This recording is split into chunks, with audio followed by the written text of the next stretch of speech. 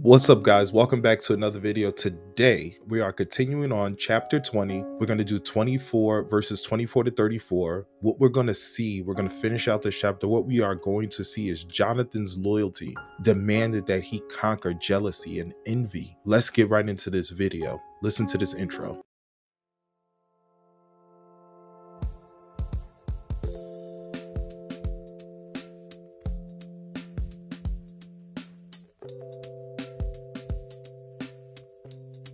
When God gives you that peace, you will rest in his security, his protection, his comfort, his love. What's up, guys? Welcome back to another video. Again, we're talking about loyalty. We're learning the lesson of loyalty and friendship, being able to conquer jealousy and envy. How many times have we had friends that we were not loyal, or they weren't loyal to us because they had jealousy and envy within their hearts? This is a lesson that we must learn, and where we're going to learn this is 1 Samuel chapter 20, verse 24 to 34. Let's read. At 24 said, "So David hid himself in the field. And when the new moon's festival began, the king sat down to eat. He sat at his usual place, again against the wall, with Jonathan sitting on the opposite him and Abner beside him. But David's place was empty. Saul didn't say anything about it that day, for he said to himself, 'Something must have made David ceremonially unclean.' But when David's place was empty again the next day, Saul asked Jonathan, 'Why hasn't the son of Jesse been here for the meal either yesterday or today?' Jonathan replied, 'David earnestly asked me if he could go to Bethlehem. He said, 'Please let me go, for we are having a family sacrifice. My brother demanded that I be there. So please let me get away and to see my brothers. That's why he isn't here at the king's table.' Saul boiled with rage at Jonathan. 'You stupid son of a whore,' he swore at him. 'Do you think I don't know that you want him to be king in your place, shaming yourself and your mother? As long as that son of Jesse is alive, you'll never be king. Now go and get him so I can kill him.' Verse 32. 'But why should he be put to death?' Jonathan asked his father. 'What has he done?' Then Saul hurled his spear at Jonathan, intending to kill him. So at last Jonathan realized that his father was really determined to kill David. Jonathan left the table in a fierce anger and refused to eat on that second day of the festival, for he was crushed by his father's shameful behavior towards David. The next morning, as agreed, Jonathan went out into the field and took a young boy with him to gather his arrows, started running. He told the boy, 'So you can find the arrows as I shoot them.' So the boy ran, and Jonathan shot an arrow beyond him. When the boy had almost reached the arrow, Jonathan shouted, 'The arrow is still ahead of you. Hurry, don't wait.' So the boy quickly gathered up the arrows and ran back to his master. He, of course, suspected nothing. Only Jonathan and David understood the signal. Then Jonathan gave his bow and arrow to the boy and told him to take back to town. As soon as the boy was gone, David came out from where he had been hiding near the stone pile. Then David bowed 3 times to Jonathan with his face to the ground.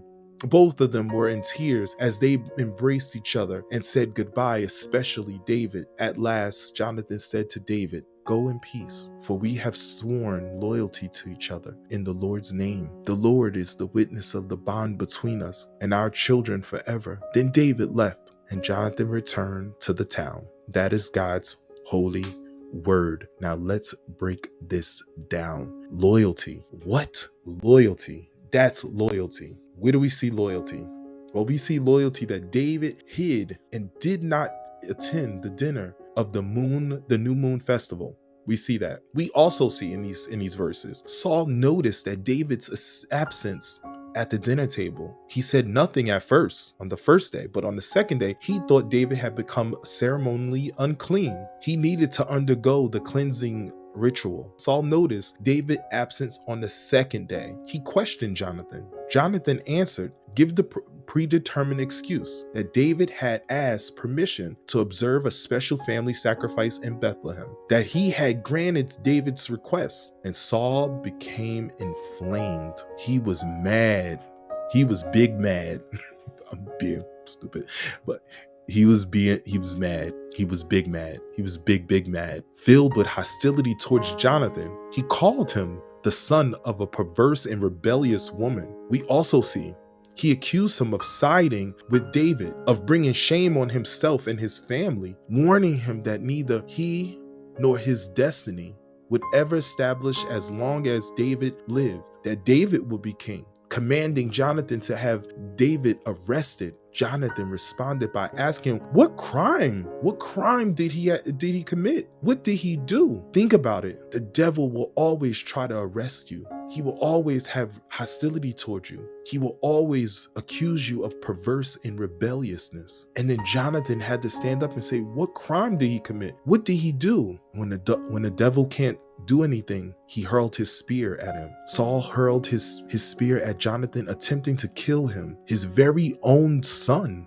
Jonathan jumped up and left in a fierce anger, knowing the truth. He realized now that David was in much danger. Saul was set on killing David. Jonathan was so grieved that he could not eat because of Saul's treatment of his friend David. Jonathan's loyalty demanded that he keep his oath, his commitment, his promise. We see that. We see that in 35 and 42. So let's go there, 35 to 42. Jonathan kept his word. He went to the field where David was hiding and charged a young boy to run and find the arrows as he shot them. Jonathan shouted out to the boy the prearranged signal with David. He added 3 sharp commands that applied to David and that David could not misunderstand. The boy knew nothing about it. The prearranged signal. Jonathan sent the boy with his weapons back to town. David surprisingly came out of hiding. I never thought that he would come out of hiding. Did you? David humbled himself before Jonathan, bowed 3 times, indicating subservience to the crown